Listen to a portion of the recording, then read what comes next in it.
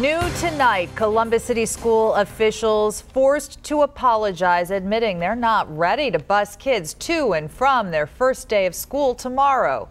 A shortage of bus drivers means big schedule changes for hundreds of Columbus students and their families.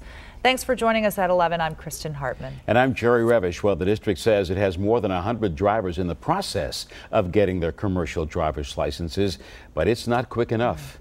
10 TV's Glenn McIntyre spoke to district officials about how this happened. Glenn?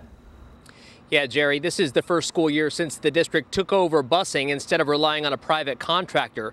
Plan A was to have all those drivers licensed and in place for the first day of school. Failing that, the district had a Plan B in place, but last night, Plan B also went bust. Your feeling when you heard this? Made me sick.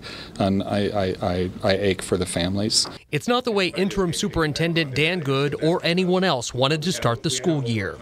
That we are not ready for the beginning of the school year, and I want to say publicly that I apologize to the citizens of this community, and especially the parents and the students of this community. With more than 100 new drivers still in the process of getting their commercial driver's licenses, the district had only verbal agreements with other companies to provide temporary drivers. Last night, one of those companies took its drivers to another district. Where did the ball drop here? Where did the ball drop? How are we in this position the night before the first day of school? Well, there had not been a written contract executed with those vendors that were going to provide additional drivers for us. Those written contracts were to be voted on tonight, but without enough drivers, routes will be doubled up. For some elementary students, that means morning pickup delays of possibly 30 minutes. For some high schoolers, it will mean 90 minutes to 2-hour delays getting home. Board member Gary Baker calls it unacceptable. It's incredibly frustrating. I know our families are going to be impacted. The whole idea with the district taking over transportation was better service, more efficiency. This doesn't bode well for that, does it? If we're going to base our perception of that on this particular instance, I would say you could make that case, certainly, but I prefer to wait and see.